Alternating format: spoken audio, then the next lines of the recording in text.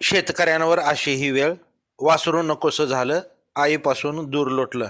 Jersey गाईला झालेलं नर जातीच्या वासराची खरेदीच कुणी करत नसल्यानं दूध उत्पादक शेतकरी गाय व्याल्यानंतर जर्सीच्या नरजातीचं वासरू रात्रीतच कुठेही आणून सोडली जात आहेत.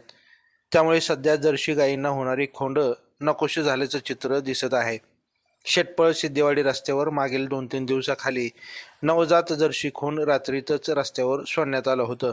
रस्त्याच्या शेजारीच राहत असलेल्या महादेव माळी यांना वासराच्या हंबरण्याचा आवाज आला आणि त्याचा मृत्यू होऊ नये म्हणून माळी यांनी त्या वासराला घरी आणलं आणि दूध पाजून सांभाळलंही.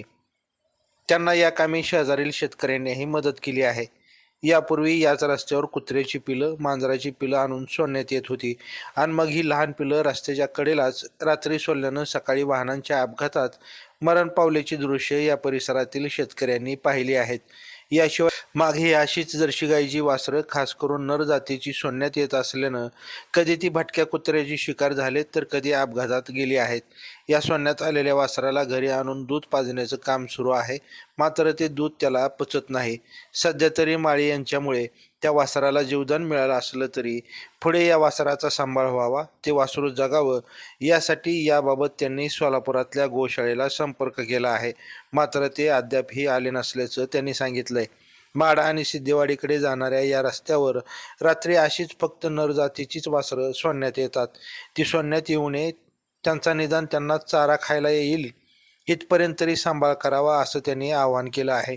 दूध उत्पादक किंवा दुधासाठी जर्सी गायी पाळणाऱ्या शेतकऱ्यांनी अशी वासराची आईपासून ताटातूट करू नये, त्यांना गायीपासून दूर लोटू नये असं आवाहन देखील त्यांनी केलं असलं तरी दुसरीकडे या जर्सी गायींच्या वासरांची खरेदी विक्रीच बंद आहे. त्यामुळे सांभाळ करण्यापेक्षा सोडून दिली जात असल्याचं भयान वास्तव आहे. याबाबत सरकारनं काहीतरी उपाय शोधावा अशी ही मागणी शेतकरी वर्गातून होत आहे. नमस्कार, मी महादेव रामचंद्र माळी, शेटपळ, मुक्कामपूर शेटपळ, तालुका मोहोळ, जिल्हा सोलापूर, माडा रोड, ग्रामपंचायत सदस्य शेटपळ.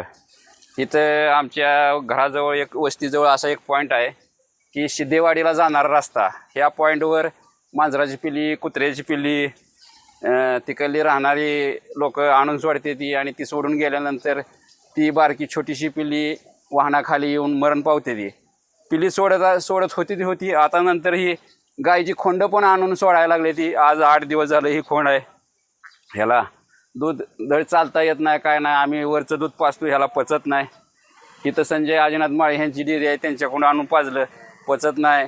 आमच्या आबा माळ्यानं पाजलं, धनाजी माळीने पाजलं.